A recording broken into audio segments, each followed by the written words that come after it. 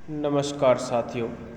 Hindi steno बढ़ोत वाले channel में आपका हार्दिक स्वागत है। आज की डिक्टेशन रामधारी गुप्ता खंड 2 से प्रतिलेखन संख्या 25 व 26 से 90 वर्ड पर मिनट की स्पीड से होगी।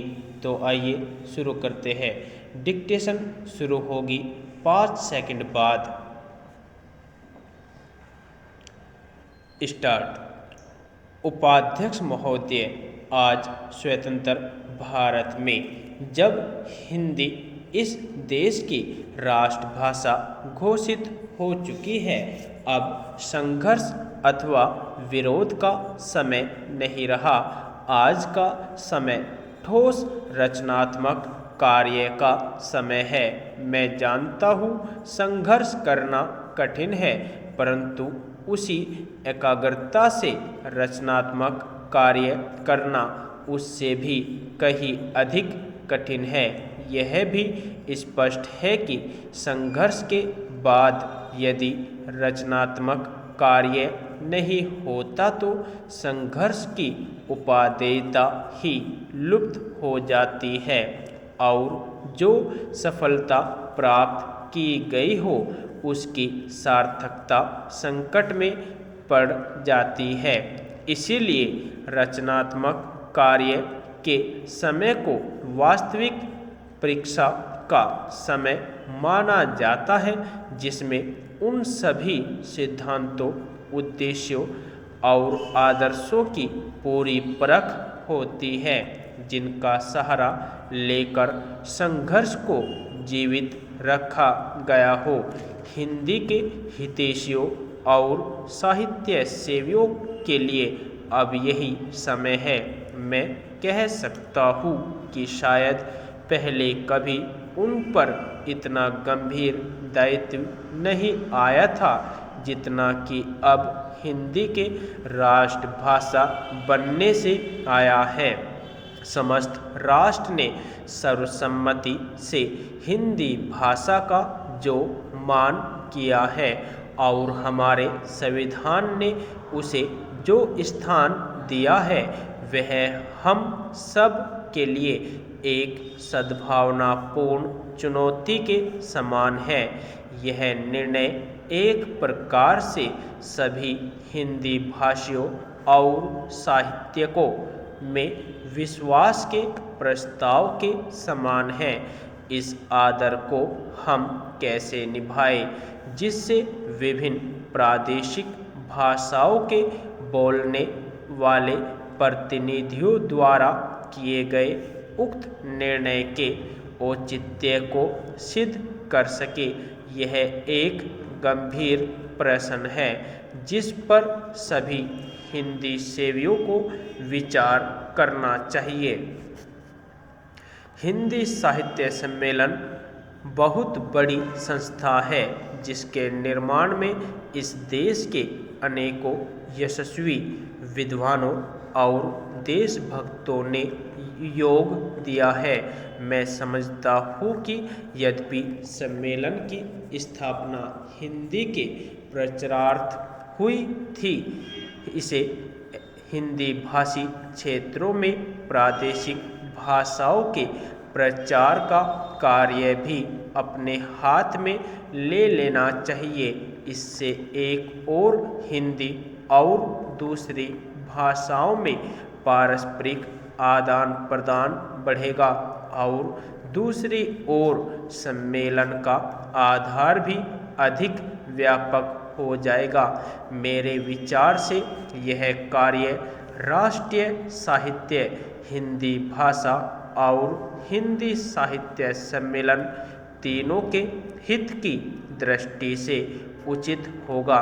बिहार हिंदी साहित्य सम्मेलन ने जिसके रजत जयंती समारोह के उद्घाटन के लिए आपने मुझे आमंत्रित करने की कृपा की है, 25 वर्षों से भी अधिक समय पूर्व सार्वजनिक कार्य क्षेत्र में पदार्पण किया था। इस राज्य के सभी लोग सम्मेलन की सेवाओं से भली प्रकार परिचित है।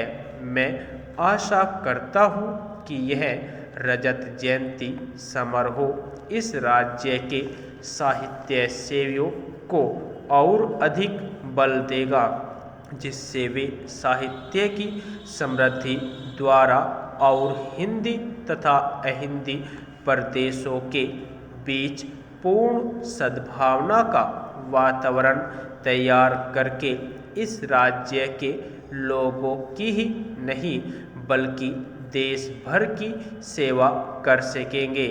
मेरे विचार से हिंदी साहित्य की श्रीवृद्धि करके और सभी भाषा भाषियों के साथ सद्भावनापूर्ण संबंध बनाए रखकर हम अपने कर्तव्य का पालन कर सकते हैं। कम से कम इस ओर सबका ध्यान आकृष्ट हो चुका है। बहनों, शिक्षा संस्थाओं से जब कभी भी मुझे बुलावा आता है तो मैं वहाँ जाने से इनकार नहीं कर पाता, क्योंकि शिक्षा संस्थाओं से मेरा आरंभ से ही कुछ न कुछ संबंध रहा है और शिक्षा शास्त्र में भी मेरी पहले से काफ़ी रुचि रही है। अतएव मुझे जब आपका निमंत्रण मिला, मैंने उसे बड़े हर्ष के साथ स्वीकार किया और मुझे अत्यंत प्रसन्नता है कि आज मैं यहाँ आ सका।